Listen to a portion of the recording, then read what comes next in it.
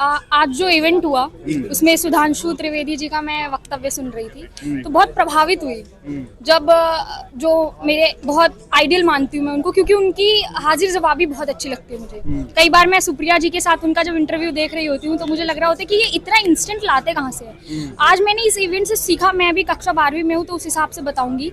मैंने देखा कि वो अपने एक्सपीरियंस से कैसे वक्तव्य देते हैं और कैसे प्रभावित करते हैं। आज जब मैं बैठी हुई थी यहाँ पे तो जब सर बता रहे थे बहुत जोश ओज स्वर में हमें वक्तव्य सुना हमने, और आंखें बंद करा तो ऐसे लग रहा था कि वो चल रहा है दौर, भारत की स्वतंत्रता का दौर चल रहा है और हम सभी युवा वहाँ बैठे हैं। सर मैं ये कहना चाहूंगी कि यूथ इतना इन्वॉल्व हो रहा है पॉलिटिक्स में। I want to raise a question कि यूथ को आगे आकर बोलने का मौका कब दिया जाएगा, क्योंकि सर बीजेपी का इतना प्रभुत्व बढ़ गया है। मैं खुद सपोर्ट करती हूँ क्योंकि कई कामों में सपोर्ट करती हूँ, ऐसा नहीं कि बिल्कुल अंधभक्त हूँ, लेकिन मैं कहना चाहती हूँ कि एक नए शख्स को उभरने का मौका दिया जाए। अगर कोई पार्टी कोई बाहरी पार्टी से आ रहा है तो उसे भी मौका दिया जाए, क्योंकि मुझे लगता है कि युवा कुछ भी कर सकता है, उसमें इतना शौर्य है कि वो अपने शौर्य से ही बहुत कुछ कर सकता है। क्या नाम आपका? मेरा नाम रमा शुक्ला है।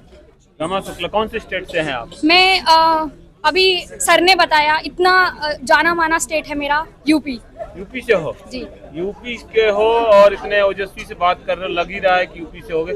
ये बताओ कि क्या कमी है, युवाओं को बढ़ा नहीं जा रहा बीजेपी में? सर मुझे ऐसा लगता है कि बीजेपी में युवाओं को बढ़ाया जा रहा है। हाँ। पर बीजेपी को एक और पक्ष देखना चाहिए। माननीय प्रधानमंत्री नरेंद्र मोदी जी, मैं उनको पिता तुल्य मानती हूँ। पूरे जगत का वो इतना उद्धार कर रहे हैं, मुझे ऐसा लगता है, क्योंकि उनमें इतना तप इतना शौर्य है। मैं गई थी ज्ञान भारतम में तो मैंने देखा मोदी जी वहाँ बैठे हैं और उनकी चमक मेरे तक आ रही है। हाँ। मैं क्या कहना चाह रही हूँ, उनके अंदर तेज देखा मैंने और हाँ। किसी प्रधानमंत्री में मैं नहीं देखती हूँ। अच्छा। तो कहीं ना कहीं वो प्रेरणा का स्रोत बनते, पर मैं चाहती हूँ कि वो इस बात पर भी देखें कि आंतरिक क्या चल रहा है, हाँ। हमें चाहिए क्या युवाओं को।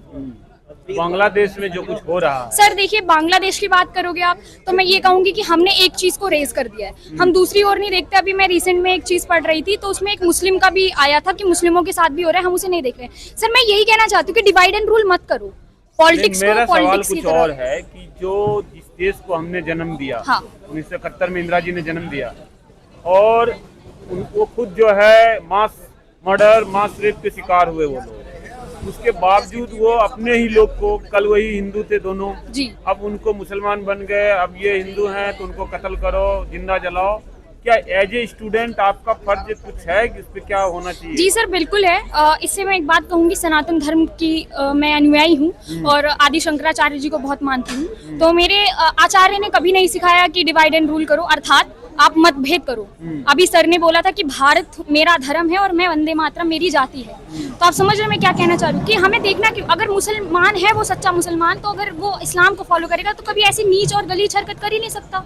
तो बात क्या समझ होना में- चाहिए? बांग्लादेश को अब तोड़ देना चाहिए, उस पर अटैक करना चाहिए? नहीं क्या? सर बिल्कुल भी नहीं। एक देश जिसको हमने ही आजाद करवाया था 1971 में, आज फिर हम उसको अपने में ले लेंगे तो ये तो वही बात होगी, थूक के ले लिया। मतलब आप समझ लो क्या कहना चाह रहे हो। करना क्या है उसका? सर इसके लिए हम बहुत सारे मैं वही बोल रही हूँ, युवा शक्ति को आना चाहिए इसमें, और जब युवा शक्ति आएगी उनके जब आप तो आइडिया युवा आएंगे। शक्ति खुद साक्षात दुर्गा लग रही हो, तो ये बताओ कि आप क्या मत देते हो, उसका क्या सजा होना चाहिए? वो सजा के लायक तो है वो देश? सर सजा के लायक तो है। मुझे ऐसा लगता है कि किसी व्यक्ति को जिंदा जला देना, पीटना, मारना और फिर उसको मतलब प्रोपगेट करना, फैलाना कि देखो हिंदू हमने मार दिया इसको। अच्छा सर आप एक बात जानते हैं, श्रीलंका में जो विवाद हुआ था हाँ। सिंगलीज और तमिल्स का, जी। तो हमारी इंडियन आर्मी वहाँ गई थी, 2 उससे साल पहले बाद भी वापस बहुत आ कुछ गई थी। हुआ आप था। सुनिए तो 2 साल बाद वापस आ गई थी। हाँ। अब फिर आप चाहते हैं कि वैसे ही बांग्लादेश में जाए हमारी इंडियन आर्मी और फिर 2 साल बाद वापस आ जाए, तो ऐसा तो नहीं कर लोग तो सकते ना हम। कहते हैं कि जो है तमिलों को वहाँ छूट देनी चाहिए थी। हाँ भले तो वो जीत रहे थे 80% जो है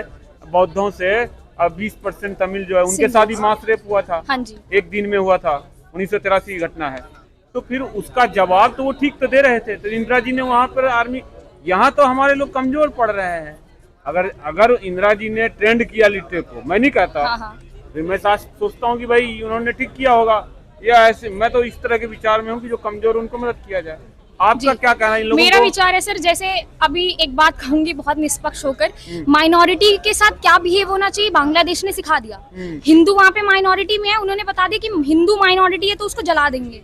इंडिया इतना ज्यादा सेकुलर हो चुका है कि वो सोच रहा है कि हमें माइनॉरिटी को गलत ट्रीट नहीं करना। क्या माइनॉरिटी के साथ यहाँ हो रहा है? हमारे यहाँ बहुत सेकुलर है। हमारे यहाँ माइनॉरिटी आप देख रहे हो इतनी आगे बढ़ चुकी है, इतना हर एक फील्ड में। ज्यादा क्या चाहिए सर, मैं जनरल हूँ, अभी मुझे पता है क्या स्थिति चल रही है। बिल्कुल एकदम ठीक है सर, वहाँ से हमारे लोगों को वापस ले आओ। और मैं बहुत अब ये सब जगह से भागना क्या है, वहाँ उनको देश दे दिया जाए। देश क्यों दे दिया जाए सर? आप फिर वो लड़े, जैसे लिट्टे लड़े वहाँ, तमिल लड़े वहाँ पर, ये भी लड़े वहाँ पर। माइनॉरिटी लड़ेगी, अगर हमारी इंडियन गवर्नमेंट उनको साथ देती है तो शायद वो और पावरफुल हो जाएंगे। That's all.